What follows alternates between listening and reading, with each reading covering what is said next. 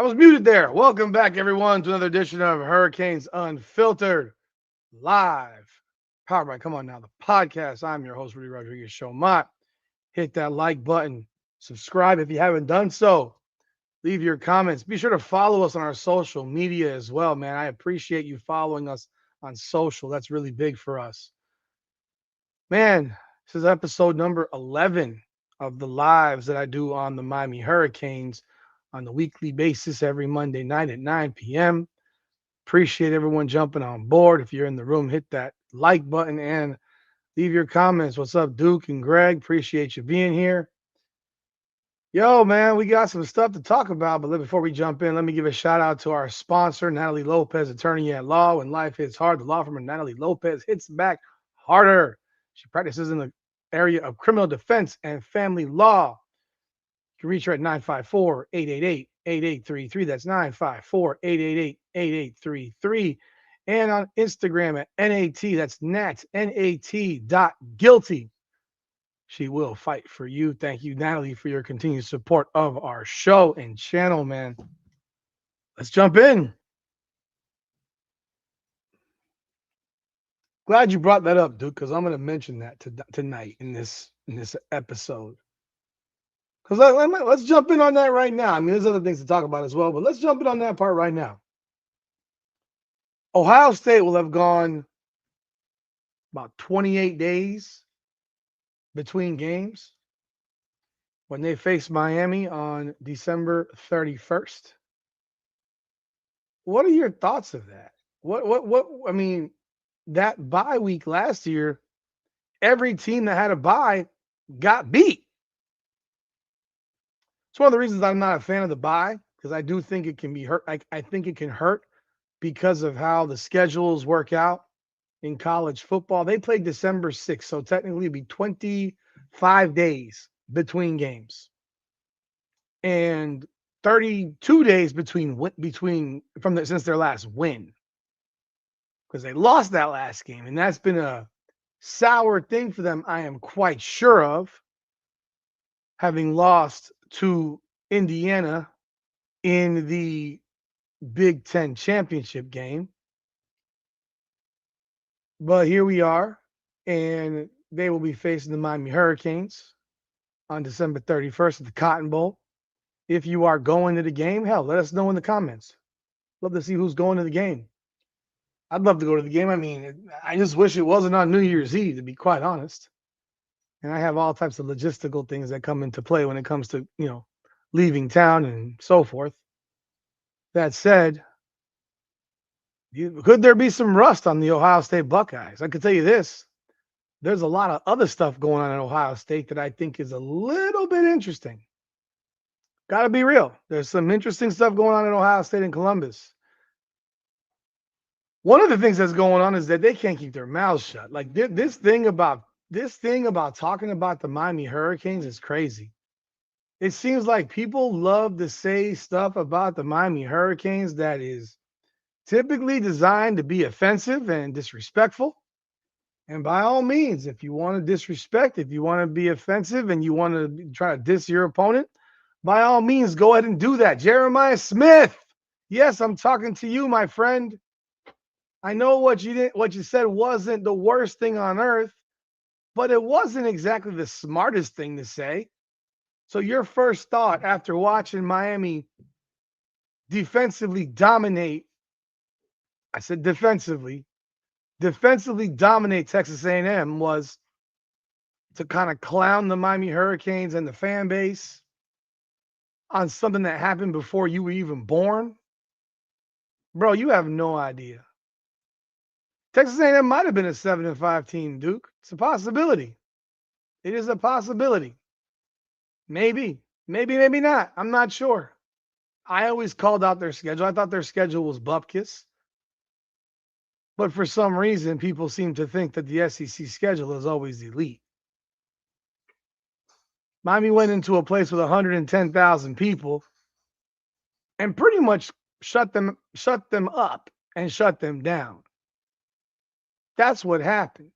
They went into a hostile environment, which is literally the reason that almost every person who predicted the game and gave a preview gave as the reason for why they believed Texas A&M was going to win the game. Nothing more than home field. That was it. Nothing else. And then they also kind of attached Marcel Reed to it, despite the fact that they really haven't watched Marcel Reed play. I have watched Marcel Reed play. And I knew what he was capable of, and I knew what he was incapable of. And he showed both against Miami. He showed that inability to be accurate. He showed that inability to be on time. He showed that, yeah, he might be able to hit a deep ball. He hit one, but he also showed that he couldn't throw a 5-yard pass accurately for most of that game.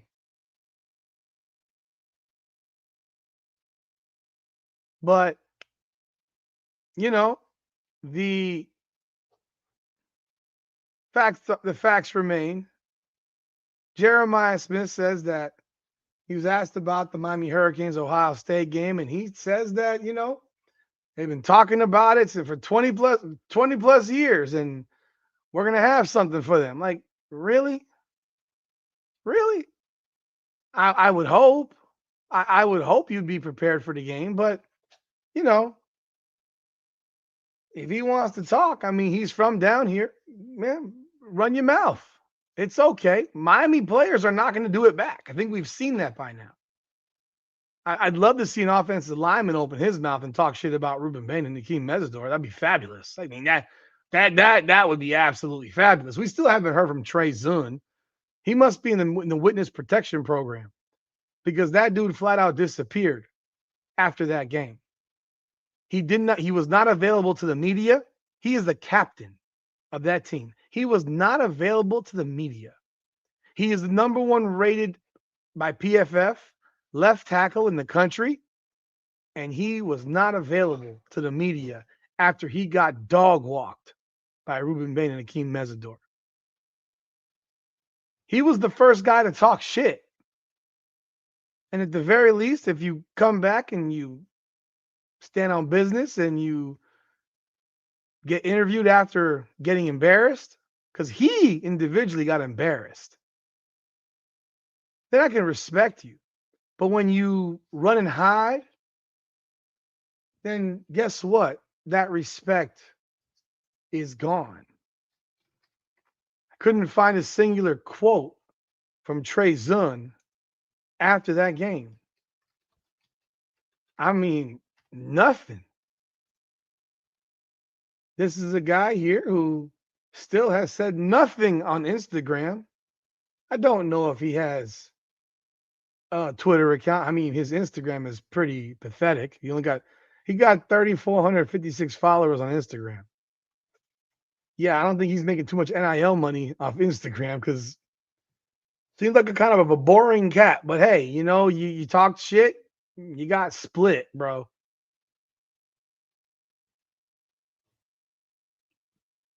So, yeah, Marcel Reed, I saw him play. I knew what he was about, and yet all the prognosticators, all the people, Josh Pate was one of them. I mean, the dude Blake Ruffino and Joe, and I mean all these other guys. I mean, you name them, they were coming at Miami. But I think I only heard like maybe 3 or 4, maybe 5 people pick Miami from the national folks. It's like, y'all actually watch football? I mean, this is your job, right? What did you see in Texas A&M other than home field advantage? And their home field advantage, from everything that I've heard, is just it might be 110,000 people, but it's not an intimidating place to play because everyone's so damn nice. That's what I've heard from a bunch of people. Everyone is so damn nice. There's no hostility. There's no fear. Home field advantage should put fear into another team. Like, we're not going to let you leave this place alive. Like, it has to be like that soccer field feel. If there's 110,000 people in there, I should be petrified to even walk on the field. I mean, seriously, if y'all seen soccer stuff in Europe, people literally die at soccer games. Referees get chased off the field by lunatics. This is what happens. That is home field advantage, man. Back in the day at the Orange Bowl, the Miami Hurricanes had a real home field advantage. I don't know that Miami has that same home field advantage at the Hard Rock. I mean, let's be real, we don't. But back at the OB, it was petrifying for teams to come in there. And we're never going to charge the field because we want them in jail, but Miami Hurricanes fans have never been known to be nice to opponents. Like they're barely nice to their own team. Oh, let me see here. Let me put the comments up as we go. Miami didn't talk. Miami said we're ready for Ohio State. I don't know what you're talking about. Oh, do I already have an Ohio State guy in the building? I mean, that's kind of cute. That's cute. I already got an Ohio State guy here. That's cute.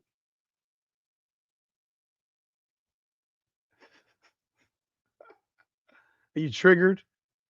Am I going to spend the next 10 days triggering Ohio State pussies? Because I sure as shit triggered a whole lot of Texas A&M pussies, a bunch of Notre Dame pussies. Miami hasn't said one singular word about Ohio State, other than we're going to get ready for Ohio State. No one said we're going to have something for them. We're going to show them. Like, nah, we ain't done that. We show up and play football. All these dudes know Jeremiah Smith. I'm sure they'll be texting each other for Christ's sakes. It wouldn't shock me. But hey, he wants to talk. I hope his offensive linemen start talking because those are the guys I really want to hear talking. Those are the guys that I really want to hear talking. I mean, you're not been 25 days between games and 32 days since you last won one. Ohio State's a great team. Are they elite? No. I don't think there's anyone in the country who's elite. I don't think there is a team that is head and shoulders above the rest. This isn't the dynasty of Alabama or the Clemson or even Georgia. There's no team in the country, including Miami, who is here and everybody else is here. Ohio State won a national championship last year, not going to the Big Ten championship, losing 2 games, losing to an unranked 6-5 Michigan team, basically a 500 team. It shows you that college football's changed. It's different. Money matters. NIL matters.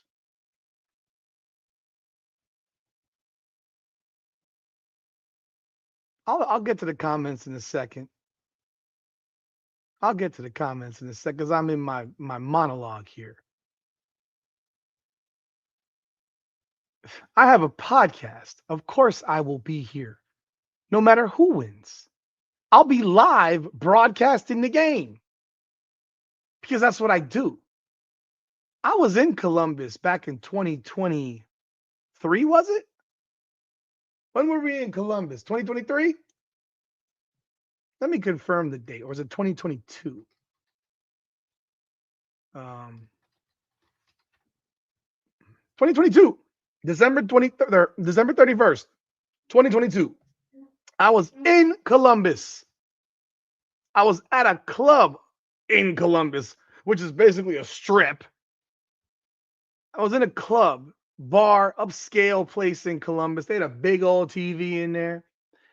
And watching the ball drop and Ohio State's kicker shanking the field goal as their season ended at the hands of Georgia after they were up double digits in the 4th quarter. Yeah, that happened. Got outscored 18-3 in the 4th quarter, down 38. 38-24, 38-27. I mean, 38-24 going into the 4th quarter. I mean, that happened. That was fun. Watching Ohio State's misery. I'm good for it. Miami still has 5 national championships over the last 42 years. I don't know how many Ohio State has because they sure as hell didn't have one until. And I'm not looking back at the Woody Hayes era of Ohio State football. That's like Notre Dame talking about their national championships in the 30s and the 40s, as if anyone gives a shit. Yeah, 22-2, 2014. So we got 5 rings and y'all got 3 over the last 42 years. Yeah, we haven't been good for 20 years. Ooh, ooh. Indiana wasn't good for 100 years, and they beat you. Indiana wasn't good for 100 years. They didn't have a double-digit victory season until last season. I'm sorry, 11 win. I mean, I don't remember if it was double. They didn't have an 11-win season until last year for the first time in their school history. And look at them now. So does it matter what Miami did 15 years ago or 10 years ago? No, it matters today. What matters is December 31st. Julian Saints never played in a playoff game. He ain't played. He watched it. He didn't play in it. The biggest thing that people were saying about A&M was Marcel Reed is mobile and he's going to cause problems for Miami and blase, blase. Hey, how many problems did he cause? He had 27 yards rushing. Well, Julian Saints is not a mobile quarterback. So if they want to go that route of throwing that ball deep, man, I dare you. I'd love to see it. I'd love to see it. Now, I'm not going to sit here and make up some nonsense about how Miami's going to stop Jeremiah Smith. Miami's not going to stop Jeremiah Smith. I'm not stupid. Miami's not going to stop Jeremiah Smith. He's a beast. I recognize who he is. I know who he is. He's from down here. Jeremiah Smith is a monster. It's real talk. Jeremiah Smith has had pretty much, outside of 2 games, he's had at least 5 catches in every game. And he's a big playmaker. 14 yards per catch. I mean, he's had games where he's had over 20 yards per catch, 23 point. I mean, that was against Grambling, but whatever. He went for 144 against Indiana. Probably was basically their entire offense. 8 for 144. He's a great player, a beast of a player. Miami's job is not to stop him, it's to limit him. It's to limit him. That's all. Limit him. Julian Saints went 21 for 29 against Indiana, went for 258, 1 touchdown, 1 pick. He struggled in that game. He struggled. The baby-faced assassin struggled. He's not perfect. He's not. So, let's see what he can do against a real pass rush, because this will be the best pass rush he sees all season. And I'll tell you right now, if they win, they're going to win the national championship. I'll say it right now. If Ohio State wins, they will win the national championship, because this is the toughest game they're going to play. They would dog walk Georgia this time. I have no belief. This profound affection for Gunnar Stockton in Georgia. They beat Alabama 28-7. I don't care. They barely beat Florida. Georgia could barely be. Like, I'm hearing Georgia's on fire. They beat Florida 24-20 and needed a freaking referee call to save their ass. Miami's defense is elite. Miami's pass rush is elite. Let's see what happens. Let's line them up. Line them up. And if you think Miami don't have better athletes than Indiana, you're on crack. I see we got one here. Hey, Hurricanes family, isn't it funny how we constantly have somebody from the opposing side jump into our lives, jump into our chats, and just start running at the mouth? I think it's hilarious, because every time we've had this, here's what's going to happen. Latrell Dockery, I'm going to open the lines up in a few minutes. Are you going to jump online and not hide? Are you actually an Ohio State fan, or are you trolling? That's the question. That's number one. So I'm going to want to see your social media before you come on my show. But I'll open the lines up and I'll allow you to come on here and talk your shit respectfully, because what you're doing right now in the chat's a little bit disrespectful. Ohio State has the best defense in the country, playing the best bums in the country. You're right. Absolutely. Ohio State played Texas, a mid-level SEC team, a team that lost to Florida, a team that Miami beat by 19, Florida. That happened. Yeah, it did. And then you played a bunch of bums until you played Michigan, who is not a great team. Yeah, you know. So not a great team. We all know they're not a great team. They know they're not a great. They know that Michigan's not a great team. Michigan had nothing this year. Michigan lost by double digits to USC. So your two toughest games in the regular season, you went 1-1, and your toughest game you lost in the Big Ten championship. I mean, that did happen, right? Or are we forgetting? Are we gonna have the same memory lapse like Alabama is allowed for Alabama when they're with their 14-point loss to Florida State? Tell you what, Miami's got a better win than Ohio State does. In fact, Miami's got two better wins than Ohio State. Miami has two better wins than Ohio State. Beat number 7 in the country, beat number 6 in the country. Because Notre Dame was ranked number 6 in the country when Miami played them. But forget that when they played them, they're still ranked number 10 or 11. They're ranked 11th in the CFP. 11th. And Texas wasn't ranked 11th. So, yeah. So Miami's got two better wins than Ohio State right now. The ACC sucks, but the ACC had its 14th best team beat Alabama by 14 points. The ACC sucks, but Miami beat a team that beat a team that beat a team. I mean, shit. It's okay. I get it. The narrative has to continue for you guys to get on your high horse. I get it. The Big Ten is a top-heavy conference with basically two teams. Two teams. Ohio State and Indiana. That's it. Everyone else stinks. And y'all don't play until the Big Ten championship because you don't schedule each other. Yeah, we can have two worse losses. Great. I'm happy for it.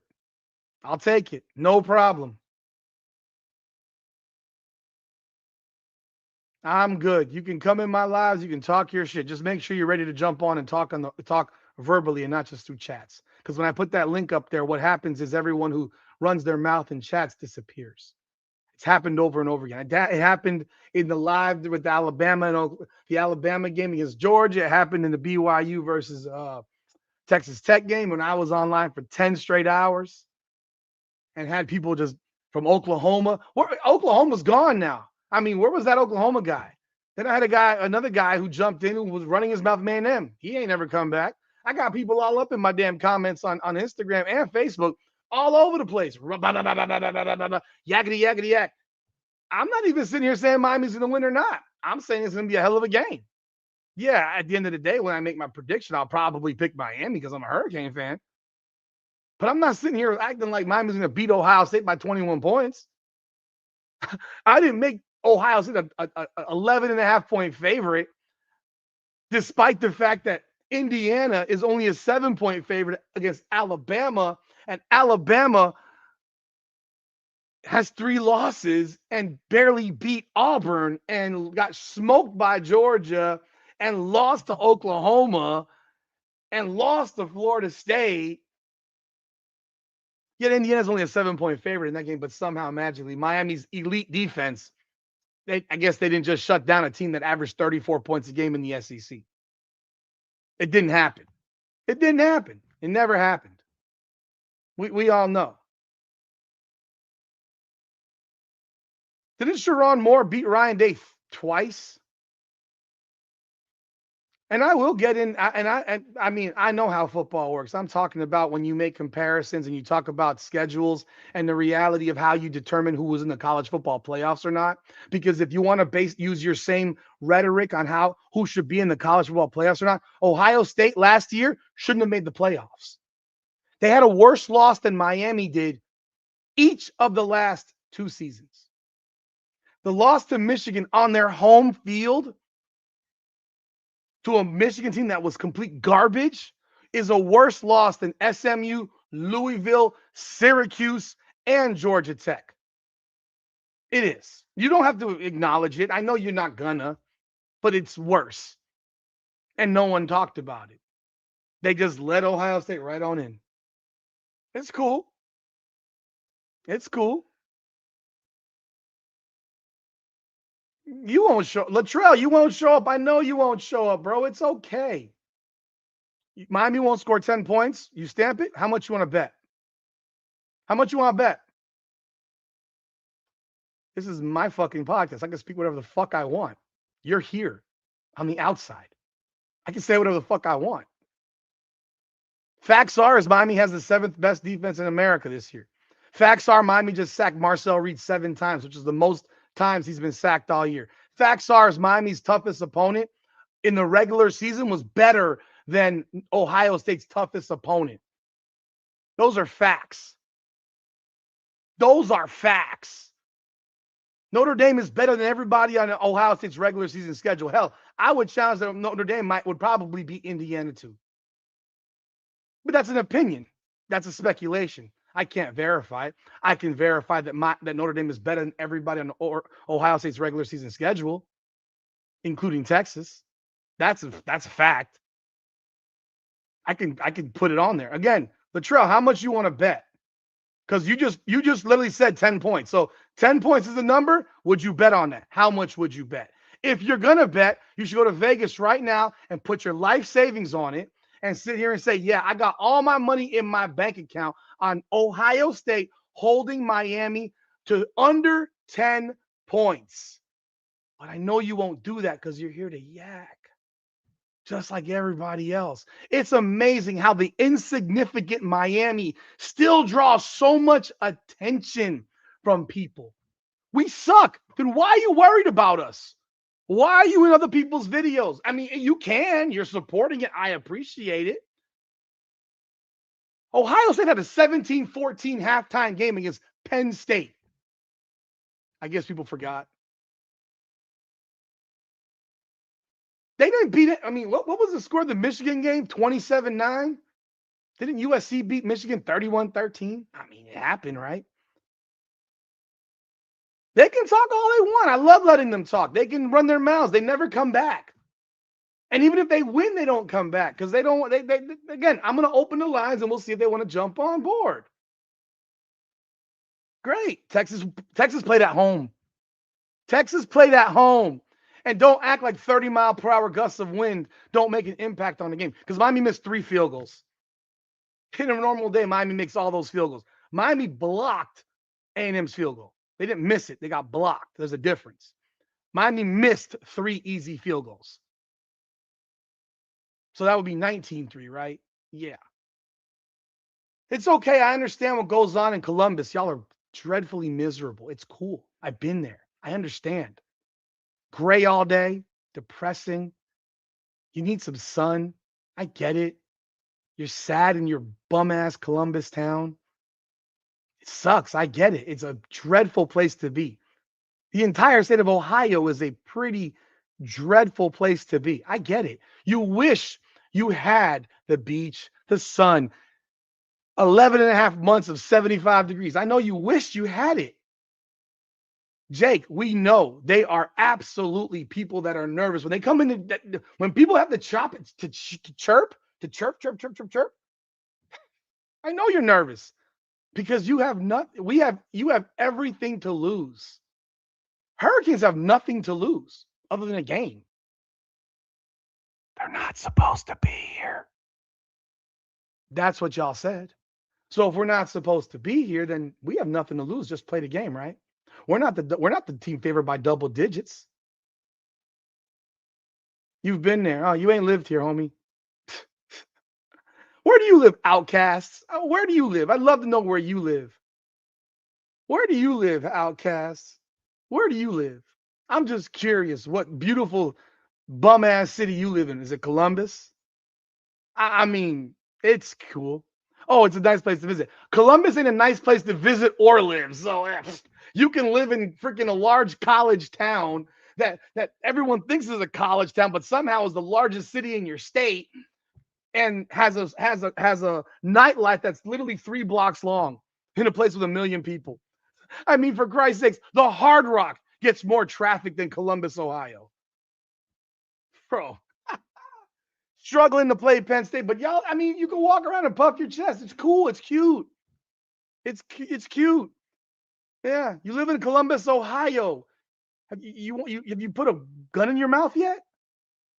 Did you really? Because I was there for 5 whole days and I wanted to blow my brains out. Great for 5 straight days, and I asked the person who lived there, "Is it always like this?" She's like, "Yeah, pretty much. Depressing as fuck." I understand. All y'all got is football to live for. Yeah, it's a pretty miserable existence if your whole life is predicated around a college football team and a hockey team that no one cares about. I mean, I get it. I get it. I get it. I understand. I understand. I understand. I mean, 34-10 versus Purdue. Damn. Hell, Notre Dame beat Purdue worse than that. Or did they? No, they gave 30 points to Purdue. I stand corrected. Yeah. 34-16 to Illinois. Didn't Indiana beat Illinois by 56 points? Ohio 37-9. God damn. That's like a victory for Ohio against Ohio State, isn't it? Hurricane fans, man. Hey, man, I love when these folks come in the room. You got Jeremiah Smith already running his mouth. But here's the best one. Ryan Day is going to call plays. Ryan Day is going to take over the offense. Ryan Day is calling the plays for the Ohio State Buckeyes because Brian Hartline has too much on his mind. He's got too much going on because he took the job where? At South Florida, no less.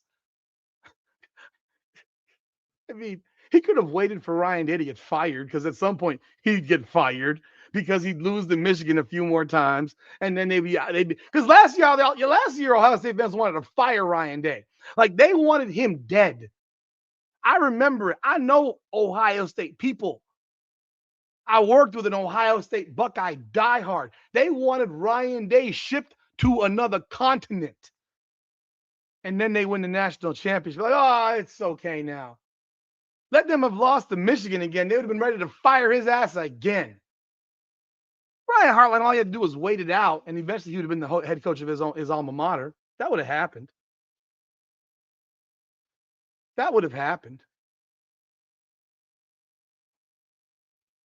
It's cute. What? Ohio State has played the least amount of offensive snaps of any team in the country for a reason. Load management. I'm not the one on someone's chat, bro. Just chat. You're talking more than anybody else in the chat, Outcast. Hell, Latrell went home because I knew he wasn't going to jump on. I love it. You're going to sit here and tell me that the least amount. Okay, let's take a look at your quarterback. Let's take a look. I mean, because I don't even know if you're an Ohio State fan or not, really. Let's see here. Statistics. So your backup quarterback threw 14 passes this year. Your backup quarterback threw 14 passes. So I guess, yeah, you played Julian Sang didn't sit too much. If your backup threw 14 passes and I guess you have two backups, they were combined 11 of 16. So they didn't play very much. Yeah. I thought you just said, I mean, Bo Jackson's at 168 carries. He's the leading rusher for Ohio State. Everyone that I've watched, and I'm gonna have a lot more in Ohio State because I gotta go rewatch all their games now so I can speak intellectually on a higher level, so I can talk to my fan base about them and really give real 411. Jeremiah Smith has 80 catches, 1,086 yards, 13.6 yards per catch. 11 touchdowns. Carnell takes number 2. I'm more worried about the tight end. I'll be real. I know that Jeremiah Smith's going to get his. I'm more worried about dealing with Max Clare. That's a real tight end right there. That's a real tight end right there. That is a guy that we got to deal with. See, I'm above board. See, if you know who I am, you would know you would know if you know who I am that I'm as real as it gets when it comes to the Miami Hurricanes. And in week 8, I wanted Mario Cristobal hanging from the stake. Okay, I called out Cristobal. I called out Dawson. I called them all out for that shit play calling that they were doing. I don't. It's called Hurricanes Unfiltered for a reason. In fact, I thought Shannon Dawson's play calling versus Texas A&M was atrocious. Atrocious. Not because he ran the ball, but because he ran all those damn gimmick plays. He actually stopped the motion of the offense in the first half. Today, he said in his press conference, Shannon Dawson said today that he allowed one air-mailed pass by Carson Beck over JoJo Trader's head to make him not call another freaking deep ball. Pretty much. To make him go completely conservative. He allowed this to happen. He allowed, once again, an opponent to dictate what he calls. Not exactly confidence inspiring for me as a Hurricanes fan, because that's what happened a lot this year. I'm not arguing with running the ball. I had no problem with them running the ball. I thought they should have run the ball more in the first half, not going into gimmick plays. But he said that today. He got in his own head. He said this. I actually give him credit for admitting it. I give him credit for admitting it. But he said it. He got in his own head. The wind got to him. The third down defense got to him. I mean, but I wish he would have run the ball more in the first half, because every time Mark Fletcher busted off a big run, he put in a trick play the next play. So I love how an Ohio State fan is going to sit here and tell me that we've got something to lose. We got nothing to lose but a game. We're not supposed to be here, according to y'all. We're not even supposed to be in the playoffs, according to y'all. You kidding? Did you see what Keontae Scott? I'm glad you brought Keontae Scott up for the win. Because did you see what Keontae Scott did to Marcel Reed, that ultra athletic, mobile quarterback? He was Marcel Reed's worst nightmare. You don't think that Keontae Scott's going to come off of edge blitz and put his helmet through Julian Saint's sternum? It's going to happen. Mark it down. Miami is going to blitz a lot more against Ohio State than they did against Texas A&M, because I want to see Julian Saint escape. Hell, escape the duo of Bain and Mesidor. Deal with David Blay and Justin Scott and Ahmad Moten collapsing the pocket. Remember, A&M supposedly had the best offensive line in America. We found out which O-line was better, the one wearing orange and green. We found that out. Oh, now Marcel Reed's not a quarterback. The motherfucker was a Heisman contender 3 weeks ago, but now he's not a quarterback. Yeah, okay, I got you. This is the joke. This is the joke. Now they're not a contender. Now, I'm sorry. Now Marcel Reed's not even a quarterback. He's not even a quarterback anymore. Yet he was a Heisman contender with 3 weeks, with going into the final week of the season. Shut up. You sound stupid. You sound stupid now. Be respectful of people. This guy was a Heisman candidate with going into the last game of the year. If they beat Texas, he's in New York. What are you talking about, bro? What are you talking about? That's comedy right there. Oh, of course Fletcher's coming back for his senior season. He has to. He's an NFL fullback. I'm not in any. Matt. Oh, this guy again. Matt Hancock. This guy was here last week. Oh, here we go again. Here, another guy. Weren't you the Texas A&M guy last week? You were running your mouth about A&M, weren't you? Man, I am sitting here dying because I cannot believe that I am attracting Ohio State fans like this. This is crazy. This is crazy. I love it. Dude, for the win, it's crazy how they just jump in here. They want to feel good about themselves. But let's go back to what I was talking about. So Bo Jackson had 168 carries, right?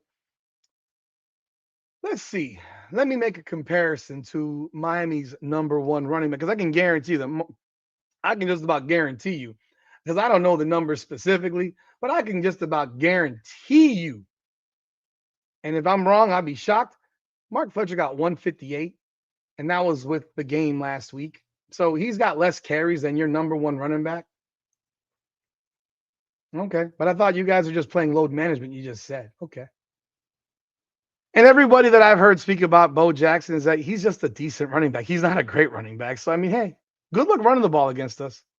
Miami's only had I mean, two guys run the ball. Only one guy's broken 100 yards all year against Miami, just so you know. It's a fact. It's a fact. I mean, you want facts? That's a fact.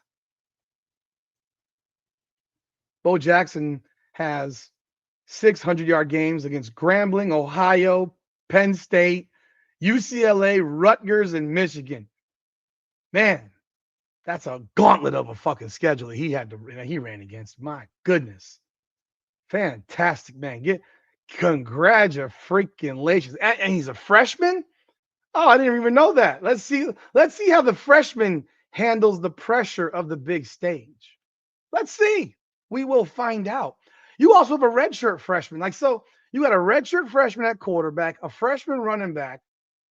Let's just see how you guys, your youngsters handle big time football, because you didn't play big time football this year. You played Indiana and you lost. Yeah, you know what happens when there's no win? That actually goes on for both teams.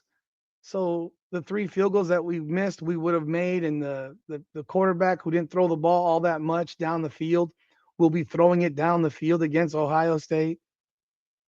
Mark it down. You can be sure of that. Again, I'll have my tissues ready. I'll have whatever ready. I know that if Miami wins, none of y'all motherfuckers are coming back here to fucking jump on this chat. So let's do this right now. Since y'all got a lot to say, I want to get my Hurricane fans in here. In fact, I will make this a panel. Jump on board. There's the link. You want to talk shit? Come on the channel. Open your mouth. Get off your dress. Come speak. Because I know I invited you before, Mr. Hancock, and you ain't come in the room. You ain't come in the room. You ain't in the room. Again, you lost to fucking Michigan last year and won a natty. I'm using your old playbook. I'm using your playbook. I mean, hell, and you got a rematch in the first round against Oregon. I mean, come on. Jump on board if you have the fucking stones, man. You're not going to. Hurricane fans, anyone want to jump in and get in the comments, say what you got to say, speak your piece. We'll be here for about another 45 minutes or so. Jake, they will never take the invitation. It's just what they do. Has anyone ever taken my invitation to come in and talk? Because most podcasts from another team will never let someone from another team talk. Guess what? I'm not that guy.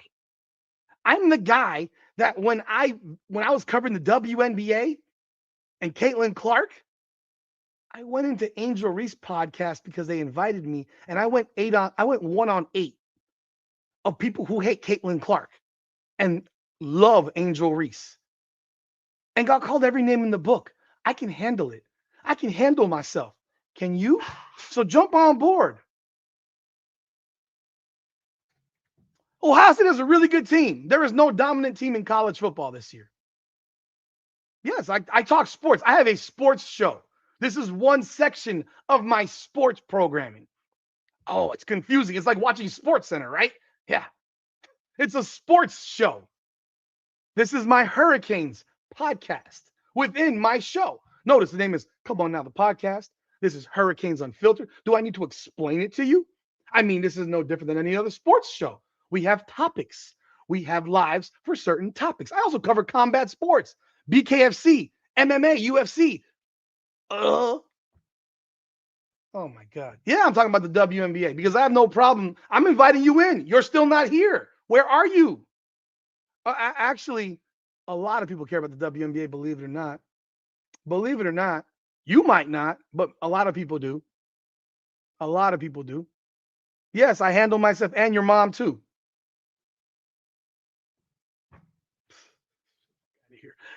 By the way, folks, did you see what Mark Fletcher said about Malachi Tony after he fumbled? I mean, he went right up to that dude and he said, we need you, man. We got you.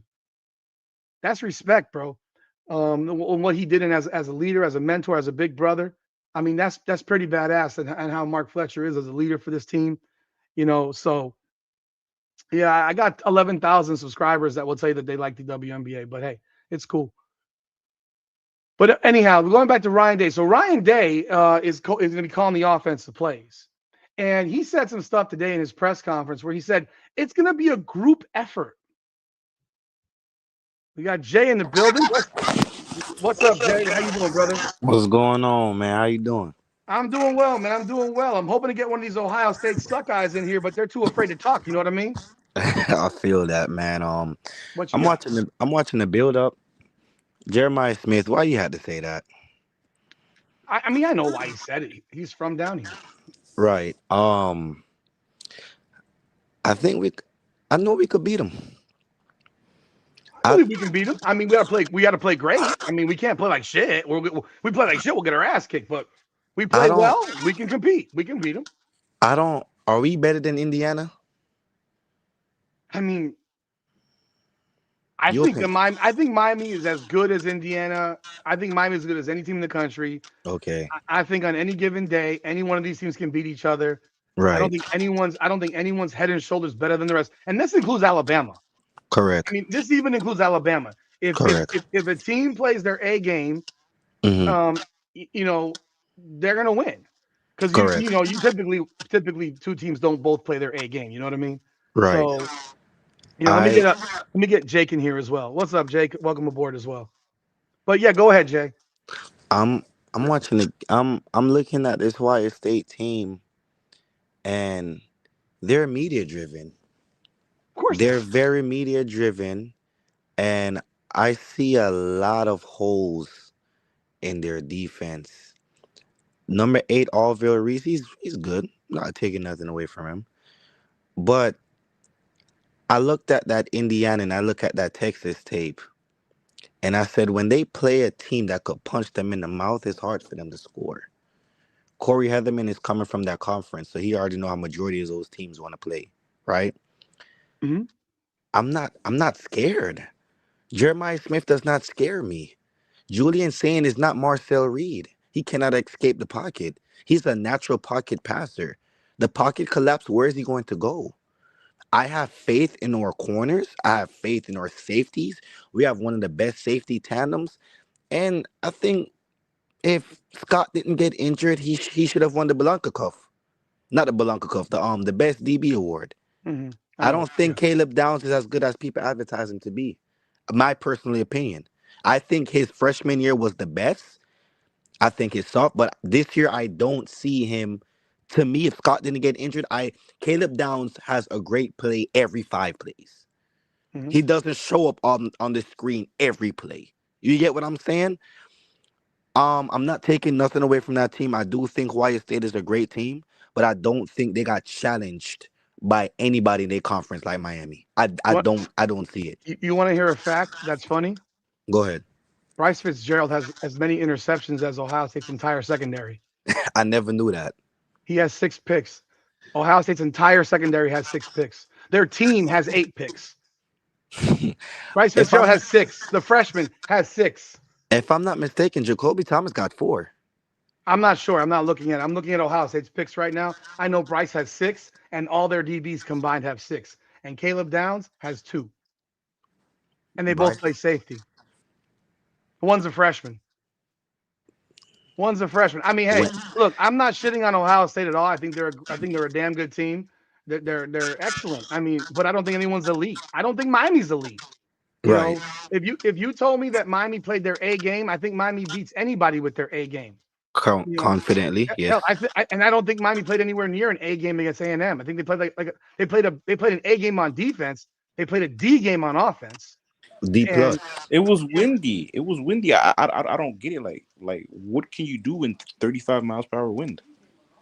oh, I used to live yeah, in Texas, so I could okay, testify to that. I'm just not gonna lie to you. It just it to it. Go just ahead. Go give ahead. this guy outcast because he's like the loudest one in the room, but he won't jump in the chat. So just to explain, Miami is actually what, seventh in the country in points allowed. I think it's 13.8. Well, Is that a Hawaii State fan talking yeah, shit in the of chat? course, of What course. is he saying? What is he saying? He wants to know how many points per game Miami gives up. So Miami just gave up 3 points to a team that averaged 34 points per game in the SEC. I mean, that's actually what just happened. So I mean, you should ask him what happened versus when they played Indiana, a bunch of no, G5 players they got who no. don't have no stars. Yeah. By the I'm way, confused. yeah, because a lot of those guys were from James Madison. You know. That's what I'm saying. So you guys lost to a G5 coach, and you guys lost to a bunch of players who don't have no stars at all. So I'm confused. Who did Hawaii State played? Yeah. I'm trying to So figure it out. so Miami's now down to 13 points per game. So Miami's sixth in the country in scoring defense. Oh I my! mean, Ohio State's number one. I'm going to give it to them. They're number one. Cool. They're number one. And they lost the game to a team that's number two in that same stat. Their running game is horrible, bro. If they don't bounce it outside with Bo Jackson, what's is it Bo Jackson Jr. or Yeah, something like that? yeah, Bo Jackson. I don't know if that's Bo Jackson's son or not. I have no idea. Right. If they don't bounce it on the outside, man, listen. I hope Damari comes back. I really do hope Damari comes back. Um, they're they're they're they're just a they bleed blood just like us, bro. Like they're a regular team just like any other team. The more disciplined team is gonna win. That's just Yeah, it, bro. They're not a super team. Like when Mahomes used to be beating the brakes off people. I used to say, yo, you get pressure with Mahomes. Look how the Texans beat the Chiefs. With a great dude, defense. With a it's great defense. it is football is the same all around. Facts. If you put pressure on the quarterback and you're in his face, it doesn't matter who your quarterback is, whether it's Patrick Mahomes, Tom Brady, Dan Marino, Joe Montana, you're probably going to win. Thank you. If Ohio State's offensive line keeps Miami out of the backfield, Ohio State's going to win. Facts. I'm not gonna bullshit. Like if Right. Miami can't get pressure, they're gonna lose the game. If they do get pressure, let's see what happens. But if Ohio State can't get pressure on Carson Beck, he's gonna pick them apart. Let me ask you, what are your three what are your three pop off the screen players on offense you need to see versus White State? Just three. Well, for one, Malachi Tony obviously has to be put in better positions to be successful. I thought the gimmick plays were too much. I think we're gonna do a lot less of the gimmick plays. Mm-hmm. Um, I think you're gonna have to see CJ Daniels come into this game. Mm-hmm. And I mean, realistically, I think Gerard Pringle's going to have to be a force in this game. Did They're somebody going just said Carson Beck hasn't picked apart? to, yeah, he So had 11. The guy over the last 4 games who had 11 touchdowns and 1 pick and was the best quarterback in America. But hey, let me get Jake in here. You can stay in here, Jay, if you want. Jake, what you got, man? Are you here? Nah, I'm gonna keep it short and simple. Yeah, go for it. I was more worried about Texas A&M because Marcel Reed, he's a he's a dual threat. Julian's saying he's not really a dual threat. We Mhm. could we could blitz him all game. We don't have to play zone. We don't have to sit back. We could blitz him all game and put the pressure on him. If we put the pressure on Julian Sane, that's the game. We're better than Indiana to me, and I'm not being biased, but Miami have a better roster than Oh yeah, Indiana. we have a better roster. I mean, I think probably all of us would agree that they probably have a better head coach at the very least. Yeah, that's You all they know, have is a better head coach and a better quarterback because Mendoza's better than Beck. But I don't know that he's better than Beck. you don't think so? No, I don't think he's all that. I think he's a good player. He's a Well, 6-6. He was a 6-6 QB at Cal last year. but we should be fine. I was more scared. I said it on your podcast last week. Yeah. If we beat Texas A&M, we will beat Ohio State. I don't know about Georgia, but Ohio Oh, State's pretty good. I think we beat Georgia worse. You think so? Personally, yeah. I feel like the I Georgia team is think going to get in Carson Georgia's. Beck's head. It's going to be I think Carson Beck will have the game of his life against Georgia because you know but who has to play we well should for be them fine. too is Gunnar Stockton. Gunnar Stockton has to play. Gunnar Stockton is getting absolutely his dick sucked for doing nothing this year. Like they have been okay on offense. This is the same Gunnar Stockton that barely beat Florida. I mean, we they were a field goal miss from Opie on Tennessee from losing to Tennessee. Like people forget that. Tennessee had that game won, missing a 40-yard field goal that he then made in overtime. The kid looked like he's like 12 years old. I mean, that's how close Georgia was to at least 2 losses, and a really bad call on that deep ball from Florida against Florida from being called a completion because it was a completion, and they didn't overturn it. Florida gave Georgia all kinds of problems. Like, this is the type of thing that I think, I'm not when it comes to Gunnar Stockton and stuff like that. Nah, I think Carson Beck is as good as any quarterback in the country. I think the biggest problem that he has is an offensive coordinator who sometimes takes a shit on himself. And the man literally today in the press conference admitted he got in his own head. Thanks for jumping on, Jake and Jay. Like, he admitted this. That was crazy to me. And you could go check out the video. I posted up the press conference. He admitted he allowed things to affect him. He said that Carson Beck throws that ball to JoJo Trader, and Carson Beck says that was a touchdown pass. And he says just when it got close to Trader, the ball got blown. Like, Carson Beck, I see you there, Jay. Carson Beck says the ball got completely pushed by the wind. And so you got stuff like that happening. I see you also, Anthony. I appreciate you jumping on board.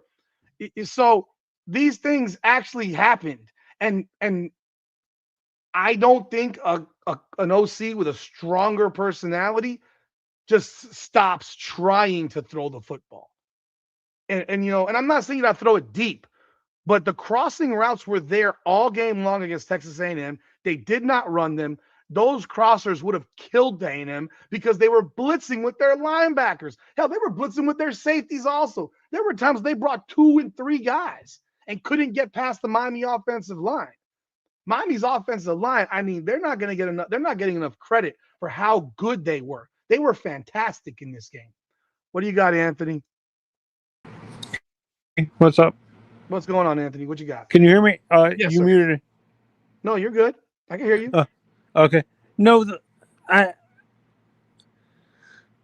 I honestly think the moving away from the passing game had nothing to do with him being conservative.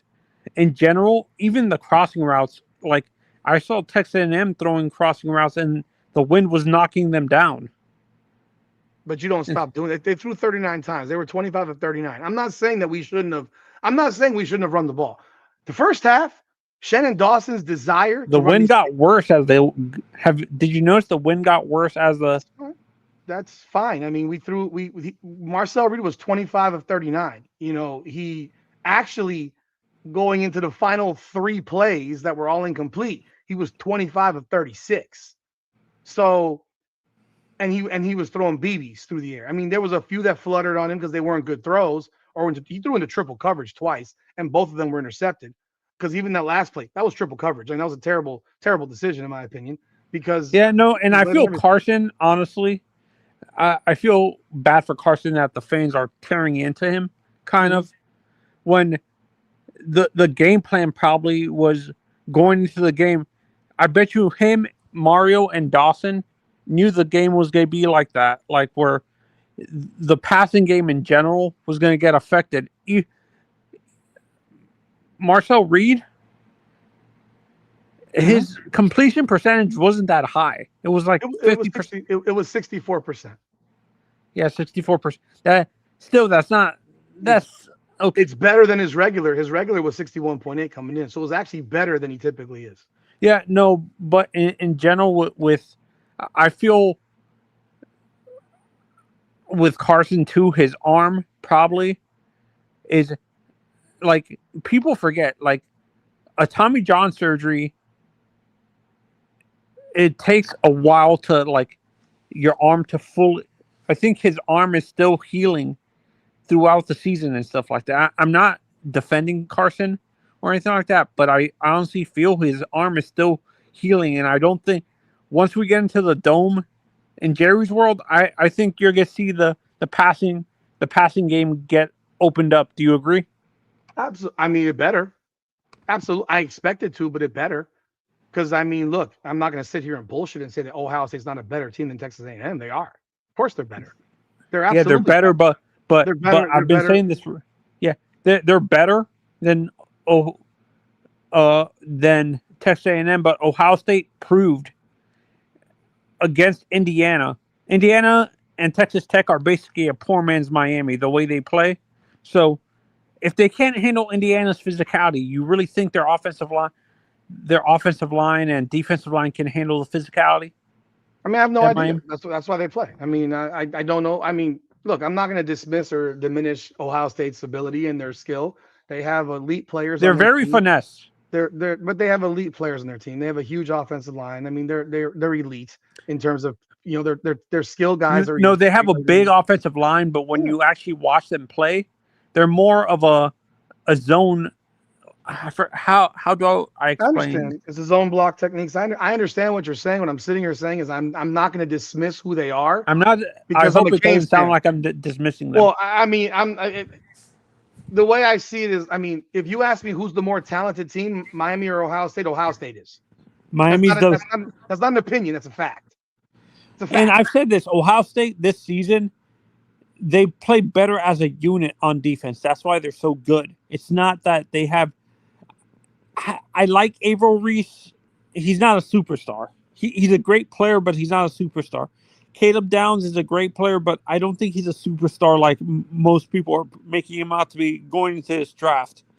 To me, they're great players and stuff like that, but they're not as they should be as hyped up. Like Ohio State fans are hyping them up to be like generational talents at their position. Well, it's their team. They're going to do that. They have right now they're projected to have 4 of the top 15 picks in the draft. So, I mean, your opinion is your opinion, but the fact is that they're probably going to have at least 4 first-round draft picks. No, and I've actually talked to a lot of I have Ohio State fans around me, Rudy, and they've actually told me Miami was the last team they wanted to face.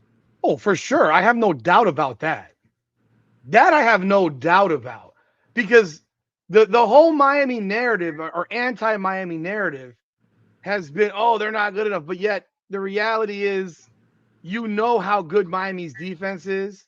You know you know that there's if you watch those last 4 games, you saw a different team from the middle of the season, a team that finally got healthy, was getting healthy at the end. They had 7 guys out for the month of November, pretty much the entire month of November.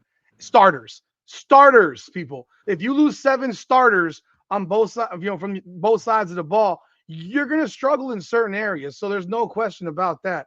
Do we have any updates on how serious the injury for Poyser? Those guys are playing. Poyser came back. Oh no, Jacoby Thomas. He's good. Mario said that he's good. Mohamed Toure was good. They were fine on the flight. Those guys play. Yeah, because the reason why I was so worried, it looked like he had a massive stinger. No, he had Toure, because he couldn't even move. He didn't even move. He was knocked out cold. He was knocked out. What is your prediction for the score? I'm not there yet. We got today is the 22nd. I'll be putting that on like the 30th, 29th, 30th. I still got to watch more, but I mean, yeah, I'm probably going to pick Miami. I'm a Hurricane. Yeah. No, and like I said, like a lot of Ohio State fans, like even the rational fans, like the delusional fans think Ohio State's going to blow them out, but the realistic Ohio State fans even said, like, I've been on message boards, they didn't want to face Miami. They did not want to face Miami. They'd rather face Texas A&M because of the inconsistency. And honestly, wait. I think... Hold on. I got a comment here. I got to answer. When did Ohio State have both of their starting wide receivers out? What game? Because it sure as shit wasn't the Indiana game.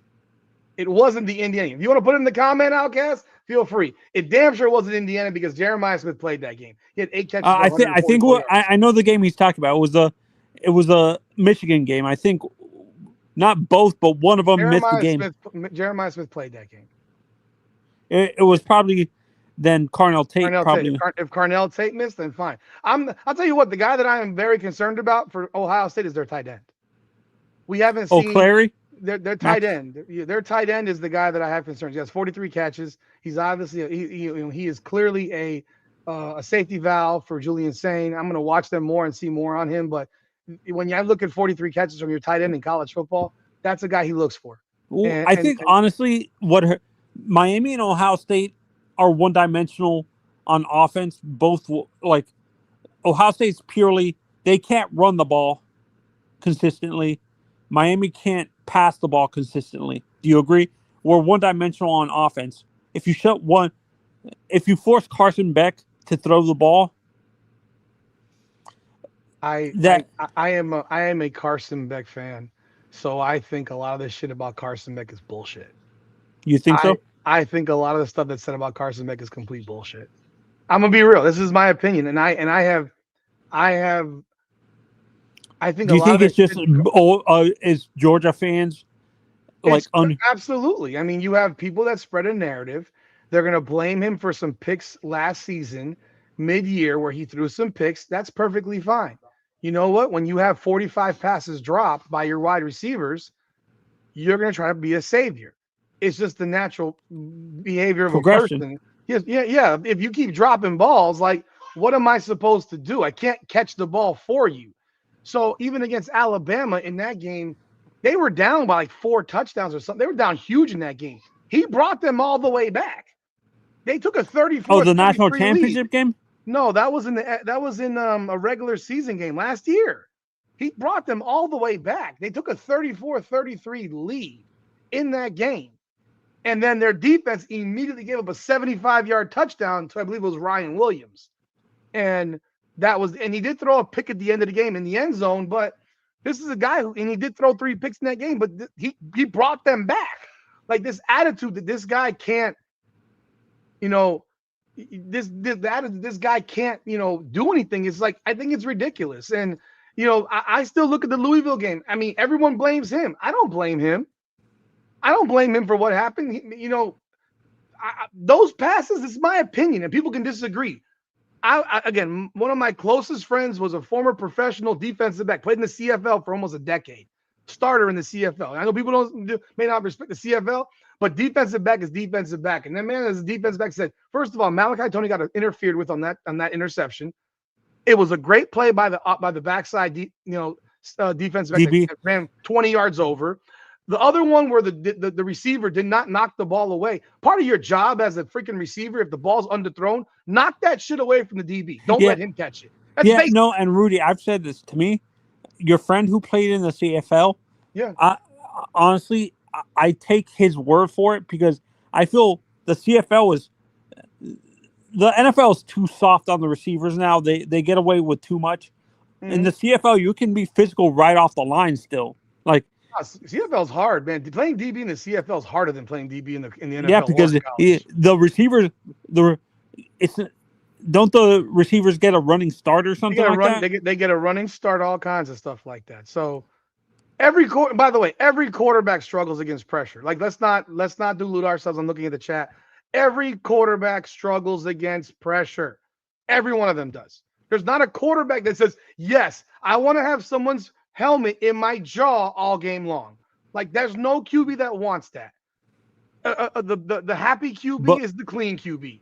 So if which is the oddest thing, there's quarterbacks in the NFL that have high percentage completion when they're under pressure. Who? Is that just rare? Who? Patrick Mahomes when he's healthy. Patrick Mahomes when he in the Super Bowl looked like shit under pressure against Philadelphia. Aaron Rodgers. Aaron Rodgers hasn't won a thing in 15 years. Oh no! I'm talking about like, well, I know he hasn't won. I don't know the numbers. I know that Patrick Mahomes in the Super Bowl was under intense pressure and played like shit. I mean, intense. I mean, hey, if there's, I don't know the numbers of it, but I don't know. What I'm saying overall in both Aaron and Patrick's career, they have like a 71% completion percentage under pressure. There's no way. You'd have to show that to me. You're telling me that Patrick Mahomes completes at a higher percentage under pressure than not under pressure? No, he has a higher completion percentage. He has like an 85 to 95% completion percentage without pressure. No, his completion percentage is like 67% for his career. Not his, like, I think it was, I can't remember what season he had a ridiculous like completion percentage. Like, well, I mean, if you're looking at one, I mean, I'll pull it up. I mean, I have no problem doing it. I'll pull it up. I mean, Patrick Mahomes completed this year at 62.7% this year. His career, his highest ever was 67.5. How about Aaron? Aaron Rodgers. I think he has a pretty high completion percentage. Aaron Rodgers' best year completion percentage wise. Aaron Rodgers' best year completion was 71.4. Well, that was his third year. He wasn't playing yet. 70.7 was his highest. That was 2020 in Green Bay. Outside of that, he's never been at 70%. His career is 65.2. I mean, there's no QB that likes being under pressure. I mean, I'm sorry. I will not agree with that. But, you know. Yeah. No, maybe it's just that I agree with you. Most quarterbacks don't like the pressure, but I have someone in their face constantly. But maybe it's just super athletic quarterbacks maybe can get away with it. We don't struggle with those guys. Yeah, I mean, I guess we don't struggle with those guys. We haven't struggled with a super athletic quarterback all year. I'll give you like the third pick that Carson Beck threw against Louisville. The left guard whiffed on the block, and the D lineman was in his jaw. How about the interceptions against SMU? Were those his fault? JoJo Trader dropped the ball. JoJo Trader dropped the ball. That ball hit JoJo Trader in the hands. If he catches that ball, that might be a touchdown. If you go watch that play, look at where that DB was. And you look at when that ball hit his hands. That was a perfectly thrown ball. Catch the ball, make a cut, he scores. But I think receivers too, Rudy, I'm not sure if you agree with this. Sometimes they make a football move before they complete the catch and stuff like that. And you know what? That's not the quarterback's fault. That means you're running without the ball. I think in the case of JoJo Trader, he saw that DB coming and his fucking asshole tightened up. That's what I believe. Because a young player making a mistake. Yeah, and because if he catches it, he has the speed, and everyone that I know that knows him says all he would have done, a sharp cut in, and he's going to blow by that DB, and he's going to score on that play. But at worst, it's a 25-yard play. Because remember what happened the very next play? SMU scores and ties the game at 7. That wasn't on Carson Beck. You can't blame Beck for that. Even the pick to Malachi Tony drifted into the end zone on a crosser. Like, that's something that people who are not paying it. I mean, I'm not disrespecting anybody, but if you've played, if you've coached, you can watch the route. It's a cross route. There's no way that he throws that ball. He cut it off. He cut up, and he cut up. He cut into the end zone and allowed the DB to undercut it. Like, I'm not going to you want to know the worst pass that Carson Beck threw all year? It was against Pitt. The pick he threw against Pitt at the end when we're up 31-7, that was the worst pass he's thrown all season. In my opinion, that he threw right to the DB. You think most of his interceptions were more on the receivers making mistakes than him? I think of his 10 picks, I could attribute half of them to his wide receivers running the route that Elijah Lofton ran against Louisville. It's a hot read. If you don't cut the route, you don't know what you're like that, and everyone confirmed it. It wasn't like Mario Cristobal confirmed it. Shannon Dawson confirmed it. Yes, Carson Beck did confirm it, and he tried to avoid doing so, but the media, I was in that press conference, kept pushing him. He didn't say shit at first. He answered the question, moved on. So people came back at him and said, well, what happened? What happened? Well, what happened was it was a miscommunication, and then the reality was someone ran the wrong route. It was a hot read on a blitz, and even then, that DB basically fingertipped the ball from hitting the ground. But if Elijah Lofton runs the right route, that pick doesn't happen. Like, that's what a lot of people who they're not in the know of what's happening. When I heard, I knew when he said that people were going to shit on him. And it was messed up because it's like, I'm in that presser and there's media members pressing him hard on that shit. Because it was the first game they lost and he threw 4 picks. And even the third one that he threw in that game, it was a 4th and 4 play. So what would the fans have preferred? Would the Miami Hurricanes fans have preferred he just took a sack at midfield?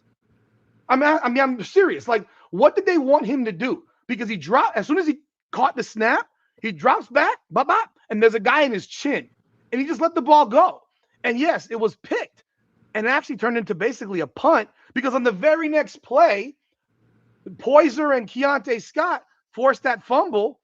And we have the ball at the 10, and a play later, we're in the end zone. It's 24-21. Yeah, no. And that one that you just brought up, that hot read with Elijah, like, as you've coached. I've coached. I've coached and Can I've you, covered for like, 25 as a years. person who doesn't understand it, can you explain to us and the people in the chat what hot reads A are? hot read is, well, it's a blitz read. So you know that if there's a blitzer coming, you have to cut your route off. Is it And almost a similar concept to an option route? Kind of. Yeah. I mean, it is sort of an option because in an option route you pick one, you base it on how the defense is playing you. But on a hot read, they're blitzing. You see offensive players can see the blitz, like and Carson Beck's calling it out on the field. He's calling it out. It's not like people think like, oh, they go to the line, they don't open their mouth. We can't hear him, but the players there can hear him. You're at home. It's not like the freaking Hard Rock is I full. think I heard. I can't remember. I think it was Shannon Dawson after the presser. He kept on telling. He even said, "I saw that presser you're talking about because they post it on YouTube all the time." And Shannon Dawson said, "My what is it called?" He was telling Carson was telling him over the headphones in his helmet that he kept on saying hot mic, which means the Mike linebacker was blitzing. There you go. But Elijah cut his route too soon and stuff like that. Elijah looked like he was doing a freaking karaoke drill. I don't know what the hell he was doing, but he was not where he was supposed to be. And if he's calling that, you hear it, and you're supposed to run the right route. That ball probably hits Elijah Lofton in the chest, like if he runs the right route, but he didn't. And because it's a hot read, it's like most passes. See, in college is maybe a little bit different than NFL. You can't get away with waiting for your receiver to cut. You have to throw it to a spot and trust your wide receiver that he's going to cut and be in that spot. For example, are there more fast, like you've coached, Rudy? Yeah. Do you feel the routes in college develop a lot quicker than the NFL, or the NFL's routes? NFL's way faster. NFL's way faster. So you think there's more slow developing routes in college? Yeah, comparatively, yeah. So did you see the replay of the Marcel Reed interception to Bryce Fitzgerald, the last play? Yeah. Look at that. Like I've seen people break that down. You could see that Marcel Reed, as he's done during the Herb season, Street broke it down. He stutter stepped, he kind of hitch stepped, and threw the ball late. He needed to throw that ball about a half a second earlier. If he throws the ball a half a second earlier, it might not be caught, but it's not going to get intercepted. And because he's a half a second late, it's picked off because that allows Bryce Fitzgerald to recover. And the ball I look at it from a different perspective. I understand Marcel made a mistake, but Bryce made a good play because he was reading his eyes the whole time because he knew he was that the one to was that the pass that was going to Mario Kramer? No, that was the pass that was going to their tight end number 17. Yeah. That was the last play. Yeah, 17 or 9, whatever number that guy was, that was their tight end. And was he wide open? No, he threw that ball in a window of 3 people. And that's a tough throw to make. But he has to throw it on time for it to have a chance. If it's thrown late, I'll give you an example of one that happened earlier in the game with Miami. There was a slant that we ran with Malachi Tony into the end zone, and their linebacker knocked it down. I think if that guy doesn't knock it down, their DB picks that ball off because of the positioning of where that DB was. I think that ball would have been intercepted potentially. Because you think the linebacker cost the DB an interception for Texas A&M? Yeah, I do think so. I thought that ball would have been picked. Because if you watched it, the DB was literally like glued on Tony. Now, again, if you have an elite quarterback, you have, and look, this is, a perfect throw will beat perfect coverage every day. A perfect throw and to me, I think there's a misconception. I don't think there's such thing as a perfect throw. Rudy, do you agree? No, I don't agree because perfect throw means perfect placement. If you perfectly play, do you remember the first throw that Carson Beck made deep against Florida State? Yes. The first deep ball that he threw to Malachi Tony, it went right through Malachi Tony's arms. It was a perfect. It was that DB was literally draped on Malachi Tony. That ball landed in Malachi Tony's arms. He dropped it. The reason why I feel and I understand you, Coach, but from from my perspective, Rudy, the reason why I feel that there's that perfect throw thing is a myth because I've seen I've seen a lot of great quarterbacks get away with bad throws and still it being completed and Oh stuff like yeah, that. no, that's gonna happen. What I'm saying to you is that it doesn't matter how good the defense you're playing. If I throw the ball in the one spot that you can't get to, because there is a spot in every coverage where you can't get to it, and the receiver can. That's why quarterbacks, most of us don't understand. The back shoulder throw is a perfect throw typically because the DB is not, he's not What is seeing a that back. perfect route? What is a perfect placement for a receiver if you're throwing it in the middle of the field?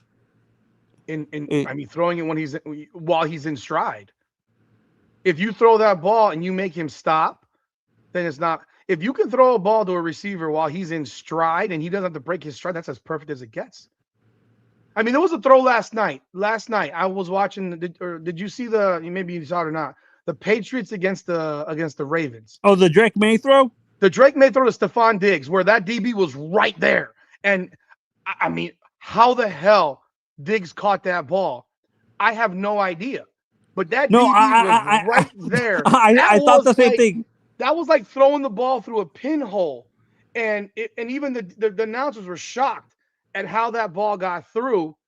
You know, that was an absolutely perfect throw to me. I mean, it was the one spot of Yeah, placement there where was that DB was tight. going to pick Wasn't up. the uh, wasn't the DB right on top of Diggs?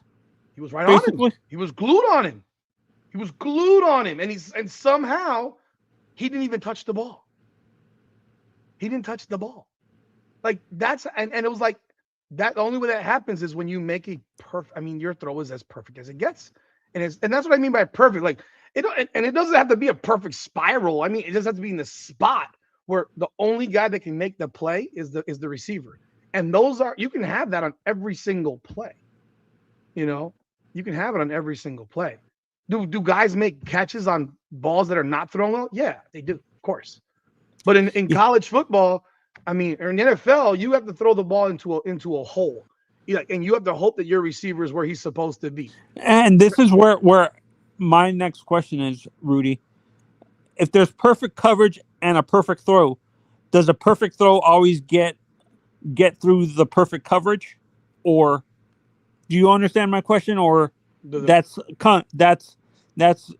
contradictory. does the perfect throw get through perfect coverage? Yeah. The perfectly thrown ball. I mean, and anyone in the chat can jump in if they want to. If you throw the ball perfect, it's like yeah, if you throw the ball perfectly, they're not. It's going to be a catch. I mean, at the very least, it's incomplete. At the worst case, it's incomplete. But But that's just not your an receiver drop. interception. But not an interception. And there's a comment here, Tyson Tracy. I'm not saying that Bryce didn't play it correctly. I'm saying that the ball was still. If the ball was thrown properly on time at the right spot, Bryce doesn't make that interception because that tight end was a step in front of him. So yeah, you can play it trailing. Marcel Reed made a bad throw. He was late on top of that. So, I'm not here to, argue with people about it, but it's just like the Carson Beck shit drives me crazy because we have had plenty of quarterbacks that couldn't throw for crap. Like you can go back to the 2017 team that was 10-0 and then lost 3 straight. Let's be real. Is Malik Rozier anywhere near the quarterback that Carson Beck is? No, not even close. He's not even the same. He's not in the same hemisphere. He's not in the same conversation. Where do you have Brock Berlin? Is he the same as Carson Brock Berlin was fantastic. or Ken Dorsey? Good. Yeah, I mean Ken Dorsey. Ken Dorsey was. Ken Dorsey's an elite winner, 38-2 as a starting quarterback. Like you can't. No, I'm talking about the style of play at quarterback. It's a different game. I mean, the difference of the game also makes a difference. Do I know that Ken Dorsey is as successful today because he didn't throw he didn't throw a tight ball? I don't know. Maybe He wasn't known for a cannon arm. No, he never had a cannon arm, and there were times where he threw ducks and our guys caught him. We also had an 1,800-yard back in Willis McGahee, his second year. Clinton Portis was elite at running back. I mean, our running back room in 2001 was Portis, McGahee, Gore, Davenport. I mean, it was a ridiculous running back room. You know, the Actually, receivers. my favorite moment of that game is when Mark Fletcher, the veteran on that team, not Carson, but Mark Fletcher was the first one to go to Malachi Tony, say, "Calm down, young Yeah, man. he's a leader. Everybody makes mistakes. He's a We're gonna leader. come to you. We know you're gonna not make the same mistake again." Dude, Mark And Fletcher, if you don't like Mark Fletcher, there's something wrong with you. Not you, but if someone doesn't like Mark Fletcher, there's something wrong with him. That guy is always smiling. Consider the fact this guy's father died last year, a little bit before this point, like a year ago, died. You know, the shit that kid's gone through at such a young age, horrifying. You know, to lose your parent at a young age, let alone at the point of your life in which you and your dad worked so hard for this point. You're a Miami Hurricane football player, all those dreams coming true, and then that happens. It's a horrifying thing for him. But he's a leader, he's a mentor, he's a counselor, he's a big brother. I mean, remember, this guy was teammates with Malachi Tony in high school. They were living that situation where he had a similar play in high school, and Malachi feels like he let him down. Nah, man, we got you. Like, we need you. And didn't Carson go up after? I'm sure I presume he did. I mean, they didn't show it. But... No, and what made it even better when I think was it Dawson or Marta that came up to Malachi and told him it wasn't your fault. You make a mistake. Everybody makes mistakes. Yeah. I mean, I don't know. I wasn't watching specifically who came up to who. I'm gonna tell you what. You know what Carson Beck did after the game? What's been reported is that Marcel Reed was sitting on the bench after the game, and he went up to Marcel Reed and he said, "Yo, keep your head up, man, and you're everything that college football needs, and stuff like that." And he really, pumped him up. And Marcel Reed, and again, I presume it's real. I mean, it's the internet, so I don't know. Maybe if it's fake, I don't think it's fake. And Marcel Reed said that meant so much to him, like. And people shit on, like, Carson Beck has gotten shit on for a lot of reasons that are not football related. Like, the whole girlfriend thing. The girlfriend thing. Like, can you imagine you come here? I think part of the reason he came here was because of the girl. I'm not going to lie. I do think that's part of the reason, obviously the paycheck, but he wanted to get away from Georgia. I still think that if he had come back to Georgia, he'd be their starter. He's better than Gunnar Stockton, in my opinion. Gunnar Stockton's overrated, to be honest. It's a joke. And so that in itself as well. But beyond that, then you have the girlfriend thing. His cars get stolen, their cars get stolen. And then a couple months later, she's breaking up with him because apparently he was he's on TikTok messing with other girls. He's 22 years old. I'm not shocked. I don't care. Like, that's a 22-year-old guy being a 22-year-old guy. And then we made mistakes that we're not proud of at 22. But then this girl is recording herself dog him out publicly, and like, I didn't leave him because he cheated on me. I left him because he was an asshole. Like, well, I have not seen an asshole publicly yet. And guys who are assholes, they have a hard time covering up being assholes publicly. You know this. Look at DK Metcalf yesterday, punching a fan in the face on the sideline. And that's an asshole. And making it up now that the guy called him the N-word, where no one around that guy heard that, including the security guard who's 3 feet from him. But magically, DK Metcalf heard it on the sideline, walks all the way over. I mean, they would have thrown him out of the building. But nobody heard that except for DK Metcalf. And you go punch a guy, you punch a fan in the face. Yo, you're an asshole. Like, there were so many players where you knew who they were. Like, and so the girl says that shit catches fire. People have opinions of him. Like, they've created this notion of who he is. And look, I don't know him personally. I'm not friends with him. But everything that he has said, and like, he's been very, very pleasant. Dude, remember Barry Bonds being interviewed by the media? Fucking asshole. Like, always an Dan asshole. Marino. Dan Marino was a dick. Like, you ever see Carson Beck screaming at teammates on the field? No, never. Dan Marino would undress motherfuckers on the field. Yeah, no. And this is where, to be honest with Carson, him not being a vocal type of guy, he lets these he doesn't kibosh these narratives himself. Like, why? Yeah, why am I gonna do? Well, he's a waste of his time. By the way, just to acknowledge the comment, So what they're saying, he's had multiple altercations with that. So DK Metcalf knows this fan. So he probably just like, you think that fan really called him the N-word? I mean, in front of all these people at the game. This was during the game. Like, hell no, that's crazy. Not if you want to stay in the building. You know, he's been suspended for 2 Yeah, games. no, and like Carson, like we followed Carson from high school. Was Oh, there really? any Okay. report? Huh? I Oh, you did? followed Carson. I didn't. But okay, go ahead. No, I followed Carson since he got recruited from Georgia. Okay. Like there was never reports of him being a cancer in the locker room, like causing issues. Coaches were always saying he was the most coachable quarterback that they've ever coached and stuff like that. Yet there's these narratives coming out that he was undisciplined at Georgia. He caused issues in the locker room, and I'm surprised Kirby didn't say anything that all this wasn't true. So in his his first year starting at Georgia, he goes 13-1, loses the one game by 3 to Alabama in the SEC championship. The team goes from being ranked number 1 in the country to number 6. Remember, we all talked about how Alabama never dropped, how SEC team number 1 seed doesn't drop. Well, they dropped 5 spots. That was the year Florida State dropped out, and Texas jumps in, and Bama jumps in. But he was 13-1 as a quarterback that year. He threw for almost 4,000 yards. He threw for 24 touchdowns and 6 interceptions. I think he has a career passing record at Georgia. I don't know, but I mean, did he? So he couldn't have sucked. He did suck, obviously, and he did blow out his elbow. So, and last year he had receivers that couldn't catch. Do I think he had limitations when the season started? Yes, I absolutely do believe that. Do I think he had them in the second half of the year? No, I don't think he has them now. I think he's okay now. And that's why you saw him play so much better. And also might explain why they finally started opening up the playbook. I do have, look, we're going to have a controlled environment. There's no wind. You're indoors. And it won't be 110,000 The tricky stuff annoyed fans. Me, though. It was horrible. I hated the gimmicky stuff. Because it stopped us.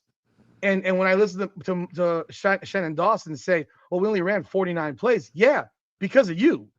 Like, you're the reason when they ran 49 plays, because Mark Fletcher runs for 17 yards and then you go to Wildcat. That's not what you do. There's no reason for that at that point. There's zero reason for that. But he did it. And he did it over and over and over again. Like, he ran back-to-back trick plays in the first quarter. We looked like Florida State against us, where they've emptied their whole bag on their first drive. So it's like, no, I didn't like it either. I'm completely with you. Although, I don't know if you were on my live or not, but as Mark Fletcher's pounding their ass down the field, I said when I got to about the 15-yard line, I said, now I would run an end around. Now is when I would run that, because they've been dealing with Mark Fletcher gashing them up the middle. They're gonna try to they're run blitzing like crazy, and this is the time where you could get that end around. And what happened? They did it. Touchdown. I mean, it worked like a charm there. But you just can't just start throwing out trick plays left and right. It was too much. It made me feel like we were James Madison or Tulane. Like, that's the shit that teams that are massive underdogs do. You know, and even against Ohio State, I don't want to see us run 10 trick plays. That'd be crazy. That would be crazy to run that many trick plays. So I appreciate you jumping on board, Anthony. If there's anyone else that wants to jump on in, there is the link, but we'll be on for a few more minutes before we jump off. But I am looking right here at the rushing attack of, like I said, folks, I am not a person that just talks shit to talk shit. Ohio State's a great team. And I'm not going to take a dump on their football team by no means whatsoever. They're a great football team. It's going to be a hell of a chore for Miami to beat them. I think it's going to be just as much a hell of a chore for Ohio State to beat Miami. I mean, that's just the way I feel about it. It's going to be a great matchup. You know, obviously it's a long time coming for the Miami Hurricanes to get this game again. I'm trying to find where are they? I can't find them. So Ohio State's running game, I mean, it is still actually better than Miami's. Ohio State's run for averages 162.8 yards rushing. Miami averages 151.9. You know, passing the ball. Ohio State is they are just a little bit ahead of Miami, 266.8 to 262.5. So I mean, these offenses are very, very, you know, similar in nature in terms of yardage. Now, Ohio State did average a lot, more points. Ohio State averages 34.9. Miami averages 32.2. That was after the 10-point performance versus A&M. So, I mean, again, it's close. All those things are close. It's a football game, man. And the keys to the game are going to be real simple, and they're simple like they are in all football games. Penalties and turnovers. Whoever commits more penalties and commits more turnovers will probably lose the game. And then obviously there's a lot more into that, but Miami has the ability to force turnovers. I don't know what the plus minus is for. Let me see if I can find it. Turnover plus minus.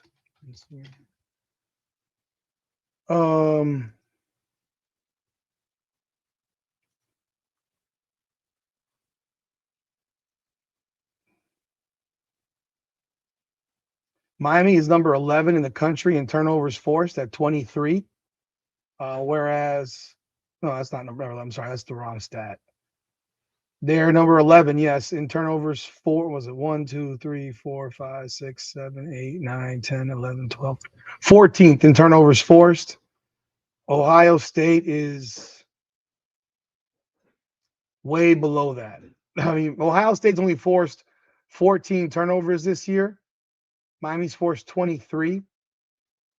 The plus minus for Miami is plus 11.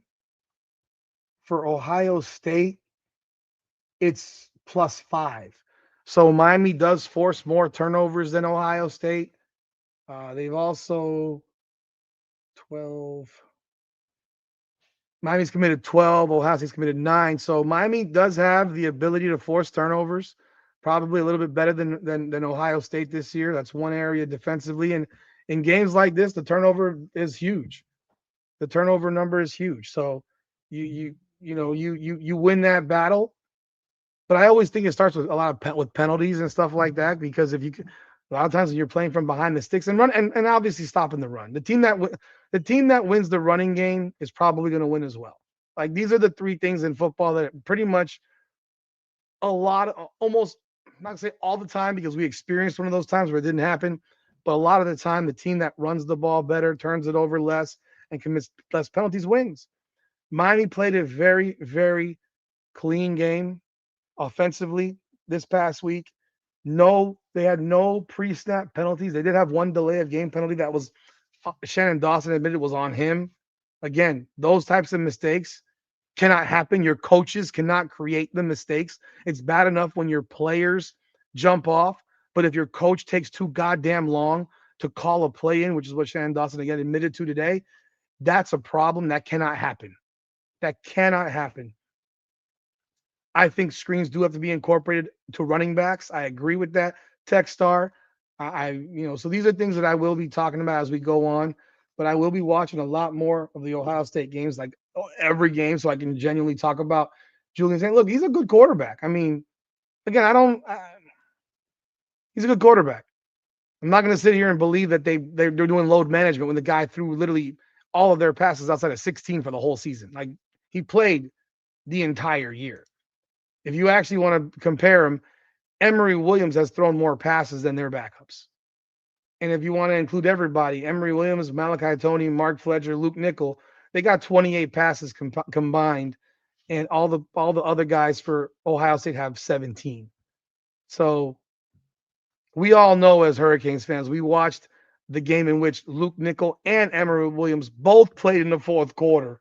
And that happened twice, in fact. I believe it was the NC State game and the Bethune-Cookman game. So Miami does move it around. So I see the comment. I mean, Miami's got 3 guys with 59 plus carries.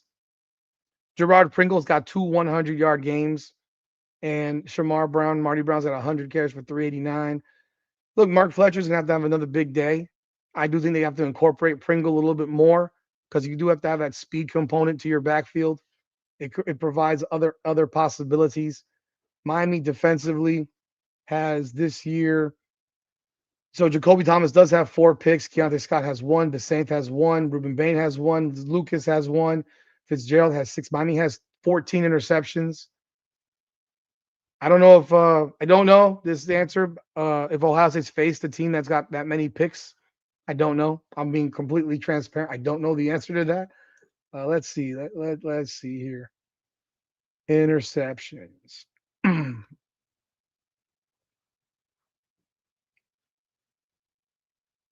Indiana's got 17. So I stand corrected. Indiana does have 17. And that's been the toughest situation